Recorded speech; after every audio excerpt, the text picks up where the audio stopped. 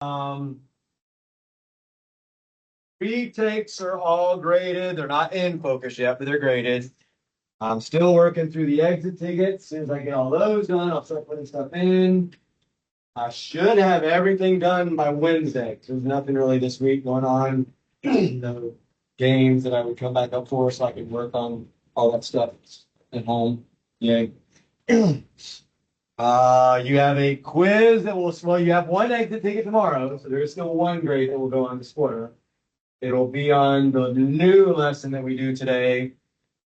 And then we'll probably do something before it tomorrow to practice a problem or two that'll be your exit ticket. But then you have a quiz on Friday. It's going to be a longer quiz than most of it. We skipped a whole week of really 2 weeks for having it on Friday and didn't have it last week. So got like 2 full weeks of gone by. This is one of the things that is on that Friday one. Isosceles equilateral, which wasn't horrible, is on there. I don't think this is horrible. I'm pretty much going to pull these straight from Excel. The new thing we do today will be on there. Something else. Oh, I might put that thing like how to make a triangle or how to find the range of lengths that a side could be to still make a triangle. I might not. I don't know. That depends on how many questions are already on there as to whether or not I add that on. So just know it'll probably be 11 or 12 questions at least, though, as opposed to the 6 or 7 or whatever it's been for a while. All right. So, what are the 4 ways for any triangle that we can prove they are congruent? 2 triangles are congruent. Side, side, side is the first one we did, and probably I would say the easiest to remember. All the sides are congruent. Got to be the same triangle if all the sides are congruent across the 2 triangles. Side, angle, side. And again, we don't have to worry about reversing the order of those because they're the same. Angle, angle, side. So angle, angle, side. So that's the one you got to worry about right there. Because I could start at an angle. Like I could say, oh, yeah, well, that's angle, angle, side. But somebody else, Tommy, might say, oh, well, that's side, angle, angle. Look at the same exact triangle. He might just start at a different spot and go the other direction. They're the same thing, though. You have to know both of those things are the same and they prove congruence. We don't normally learn side angle angle, but it is the same thing as that. You have to know you can reverse the order, and it's the same concept. So what's the 4th one? Yeah, and again, we don't really have to worry about switching the order there because if I switch the order, it's still angle side angle. So the only one you really got to worry about out of the ones that prove congruence is knowing that angle, angle, side is the same thing as side, angle, angle. What are the 2 that this is the first class that didn't say one of the wrong ones? What's one of the ones that doesn't prove congruence? Side. Why? What do we say? How do we memorize that one? Yeah, you can't have a cuss word in there. And if you look at that backwards, because we can always switch the order, we just said that would be a cuss word, so we no profanity. And then what about the other one? Angle, angle, angle. Good. So proud of you guys. That was the best any class has done. So these 2 do not work. They're the only 2. Well, again, keeping in mind that that's the same thing as ASS. They're the only 2 that don't work. So you could memorize these 2 that don't work, just memorize 2 things, and just know everything else works. Or you can memorize the 4 that work. Regardless, for the quiz on Friday, you have to memorize them. On the IXL exit ticket we did, they had them there. So you just you just chose one of 4. They didn't tell me. On this one, you're going to have to be able to pull it from memory. That's a little trickier. So whatever way you choose to memorize, that's your decision. What's the one we learned for? Yeah, right triangles. We had two right triangles. We said there's another one we could use. I got a right triangle there.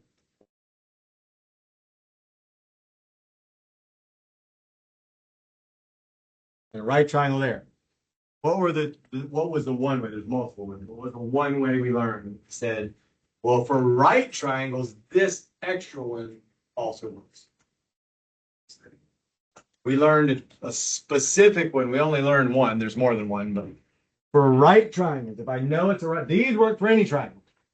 But when we have a right triangle or two right triangles, technically, there's another one we can use for that. That isn't one of the four up there. It has to do with the specific words associated with right triangles.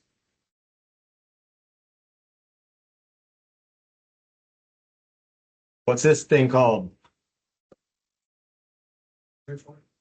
Well, yes, but that side, what is that specific name for in a right triangle for that side? The weird word starts with an H. Hypotenuse. If we know that the hypotenuse is congruent across the two triangles, and one of the, what are the other sides called? Either one of them. Hypotenuse and what? Starts with the L. Legs. So if we know the hypotenuse is congruent and one of the legs, so again, hypotenuse is congruent. Oh, how do we know where the hypotenuse is? Which one is the hypotenuse? Yeah, it's the longest side, or if you can't tell visually, just it's across from the right angle, always. Always, always, always across from the right. So that method we said only works for right triangles, and it's called hypotenuse length. And it would have to only be for right triangles because other triangles don't even have a hypotenuse and a length. Wouldn't be for any other. So that'll be, and again, I don't think anything individually is difficult on the Friday quiz. It's just a lot of stuff. And when we get a lot more stuff on a quiz, means more we got to retain, more we got to remember. So just if you practice a little bit, it'd be nice to get off to a good start. I'm also going to take you're doing the district test today. I'm going to take probably one or two questions from that since this will be a longer test. You're going to have plenty of time to do retakes. I'm going to probably pull at least one, if not two questions. I might change it around a little bit. I may not read the exact same way, but as you always ask, well, was this for a grade? And then you don't try if it's not for a grade. Just know there will be something from it on the quiz Friday. So just find, I would say, what are the two or three easiest questions that you see and make sure you understand what they're asking and how to do them. Even if you don't know how to do them then, just know that'll be on the Friday quiz. All right, here's a new lesson. If you have graph paper, go ahead and draw this out. If you don't, I'll give you graph. It doesn't have to be the exact same. The key is you have the same number of blocks on the left as you do on the right for each of those triangles.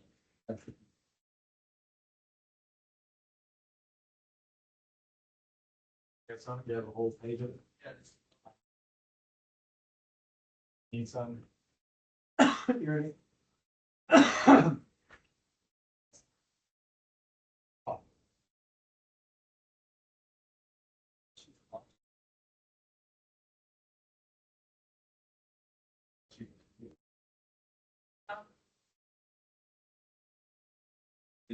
A respectful thing to do. But it's got to be, it had to have come from somewhere. It did. People, like, you back in the day thought that Greece knows it was like Greece the whole thing. So it's like, oh, God bless you. Oh, really? I did not know that. Some y'all are interested. I never really thought about it until you just said that.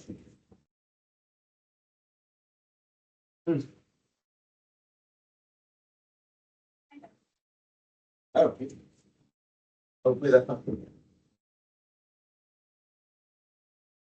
Mm-hmm.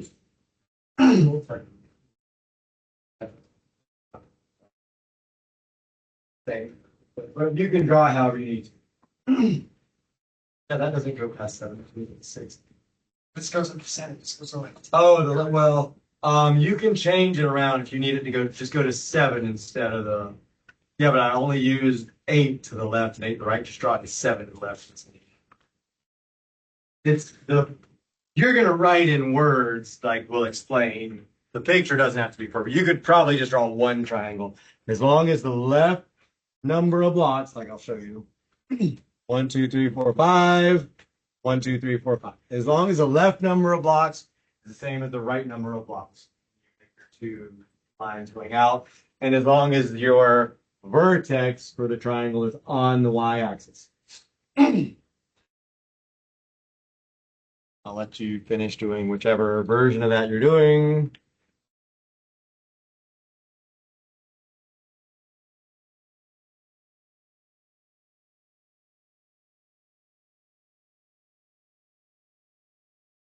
Five more days. Oh, hold on. Well, count. Today is almost so 4.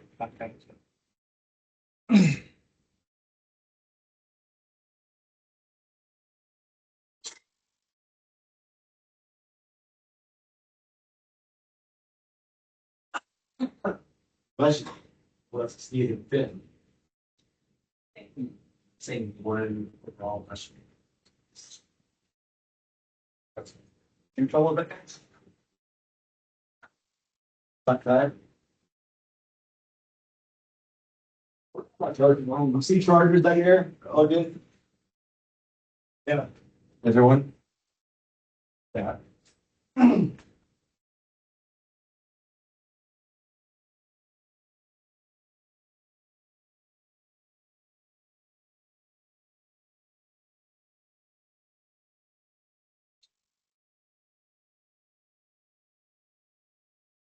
Ah. So go ahead and start saying this. You can kind of just copy down. There's a couple of things you're going to write that are kind of like your firework going off stuff for this lesson. I don't think I'm going to make it, even though it could get really, really complex. Certainly for the exit ticket, it's not going to be much more complex than this. So when you have, so what is this thing called? The x and y axis. What? Wow, it's actually coordinate plane. I can't believe nobody's just saying graph. It is called a coordinate plane. So when I say coordinate plane, that's all I'm talking about. It's a graph. It's a graph with an x and y axis. So when you have a shape on a coordinate plane, these are all triangles, but it could be anything. We did it when we did, if you remember, we did perimeter and area of a shape on a coordinate plane. We had to solve and try to figure out the area of a rectangle or a triangle, or the perimeter or a rectangle or a triangle. I've skipped some other problems like this in different lessons where they had coordinate plane type stuff, and I just kind of skipped it. It's really almost always the same beginning concept. And then from there, you do something with it. The whole reason they're giving us, well, not every time, but normally the reason they're giving us a shape on a coordinate plane is because we can find the lengths of lines on a coordinate plane. How do we do that? What is it that we've done, or when we did that lesson? How do we find the lengths of lines on a coordinate plane? Nice news is you don't even have to memorize anything other than remember this is probably what I'm going to have to do. You don't have to remember. You hit the formula line. Well, one of them. So here would be the question for any one of these triangles. It might say, prove that, we'll say the black triangle. So the black would be here to here, all the way down to here, and all the way down there. And it might say, prove that that triangle is an isosceles triangle. So what is true about an isosceles triangle? First of all, since that'll be under Quiz Friday, let's review that. Isosceles triangle means what?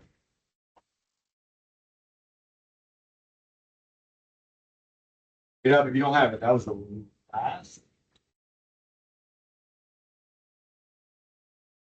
Last thing again. Again.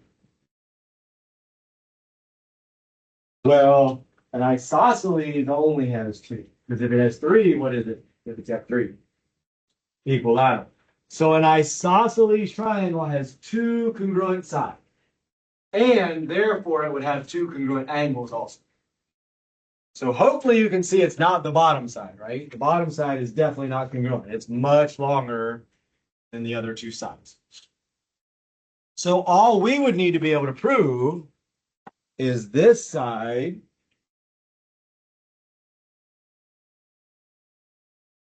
is congruent to that side. That's what we need to prove.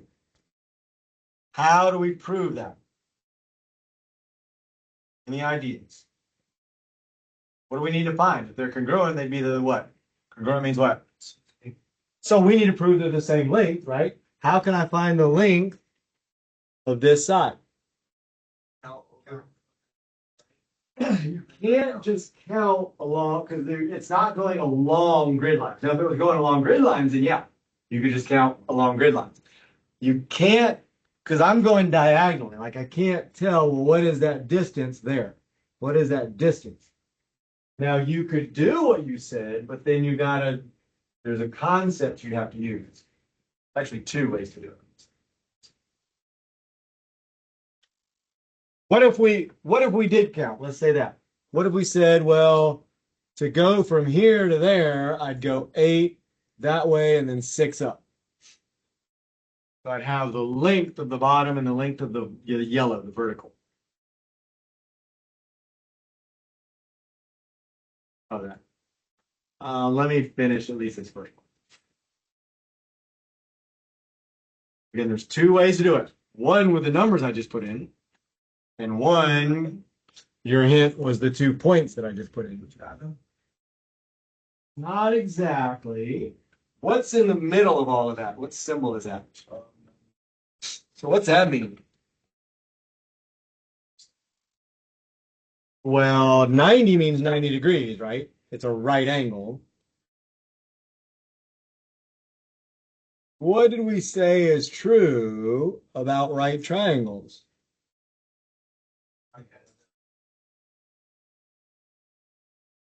By the symbol, so we would know that that yellow is a right triangle also. If the angle to the right is 90, it would have to be 90 to the left because they'd have to add the 180, right? So that yellow triangle is a right triangle. What is true about right triangles? Specifically the sides of the right triangle. Oh, yeah, what's true? Has to do with an old Greek guy. Formula with a bunch of letters in it.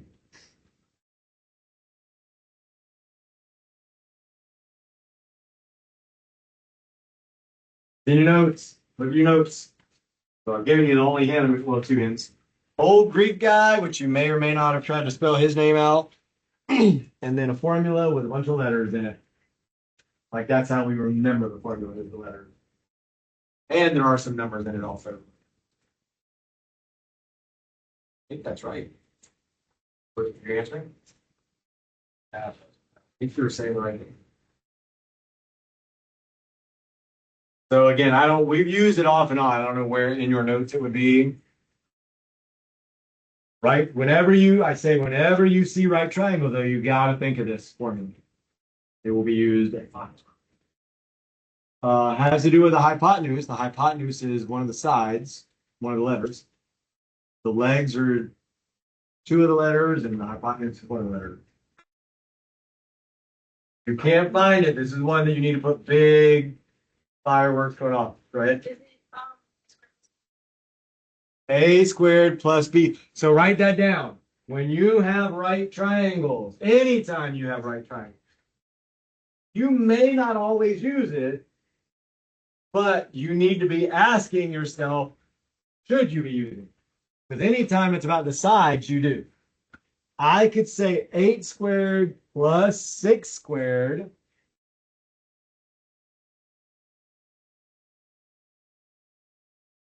So again, A squared plus B squared equals C squared.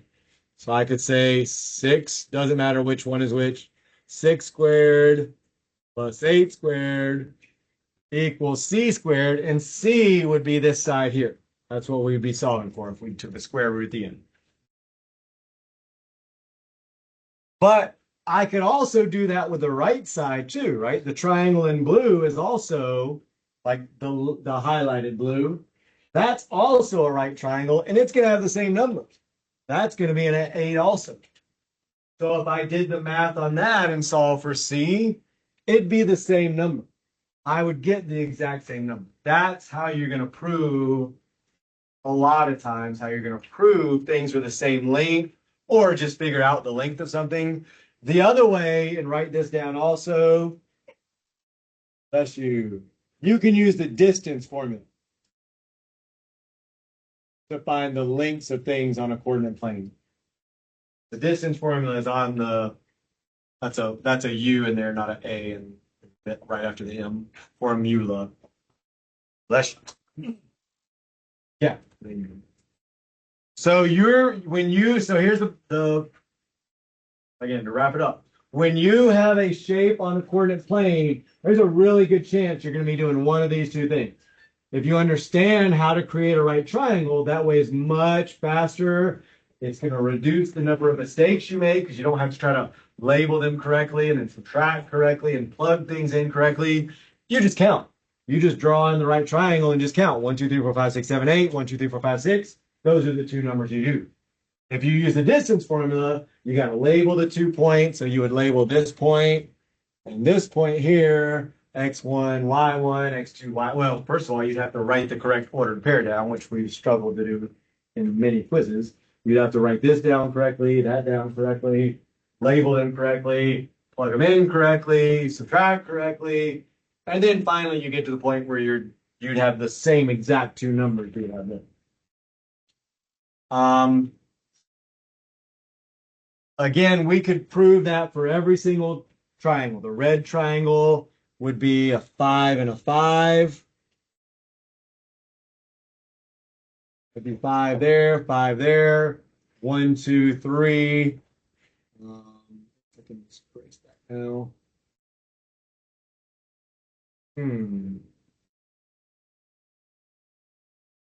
Ah, of course, the one that I choose to record.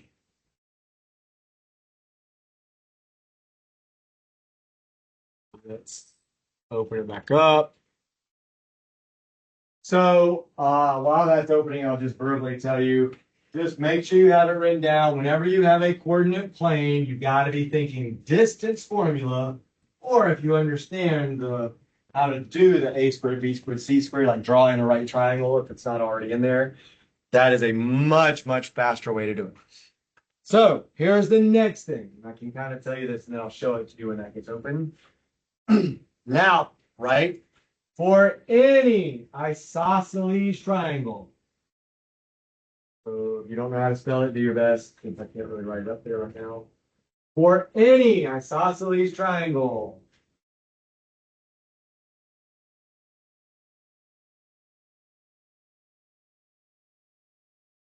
So hopefully you have one drawn. If not, draw in what to the best of your ability an isosceles triangle so you can kind of visually show this also. If you draw a line from the top vertex, which is like the point at the top, and you draw it perpendicular to the base. Okay.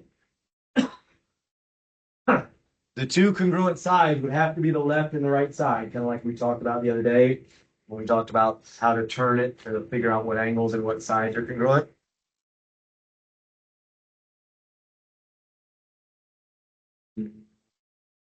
So if it's opening up or not.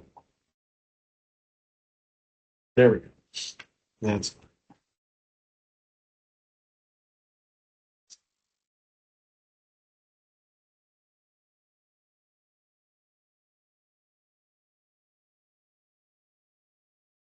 oh, please tell me this is the right one. Oh, there we go.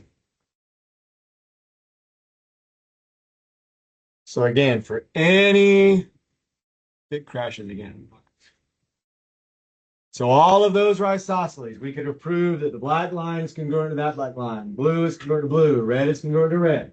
If I draw a line, you would have to make the base the bottom side. So that would mean the left and the right sides are the congruent sides. So you'd have to turn it the way we said to turn it. Anytime I draw that line from the,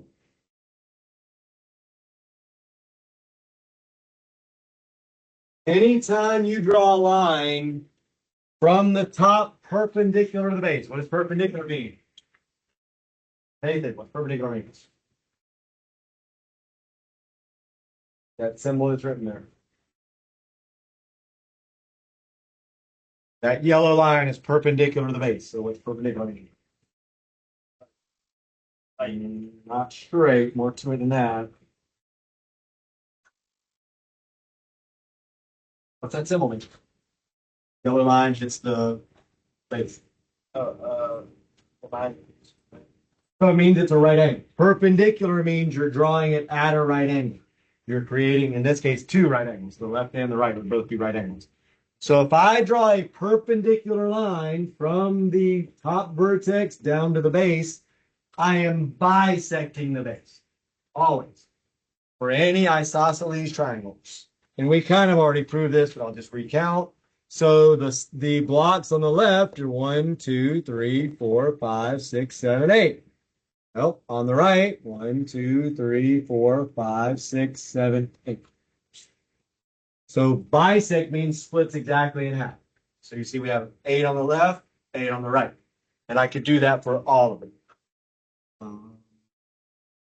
Ah. Ah. Really? Oh, wait. There. So 1, 2, 3, 4, 5. 1, 2, 3, 4, 5. So if I took that red triangle and I drew a line from the top vertex perpendicular to the base, it bisects the base. Splits it in half. And then I could do the same thing for the blue. That one's a lot easier. I'll just write that in blue. There's 1, 2, 3. 1, 2, 3 for the blue. Bisects the base into 3 on the left, 3 on the right. So that's a pretty big one because not only is that part of this lesson, it's also another lesson we're going to do. So I would almost guarantee you're going to see that on EOC, and it'll be on my quiz as well Friday because of that. But if you just understand that, drawing a line for an isosceles triangle, perpendicular base, bisects the base. All right, so here's what you're doing. Go ahead, get out your laptops. You're going to go into the Geometry Common Assessment M5. Go ahead, work through that. Again, I'll probably pull 1 or 2 questions for Friday's quiz straight from that. Your other questions will come from, well, not all of your questions, but your questions on this topic. Your questions on this topic will come straight from IXL, and it'll be that IXL right there, LER. So anything that has to do with that, proving 2 triangles are congruent, come from LER. And then your questions, I'll probably make up 1 or pull 1 from your book, but you'll definitely have 1 or 2 from isosceles. Before you grab that, raise your hand. Obviously, I know you. Raise your hand if you don't have a laptop.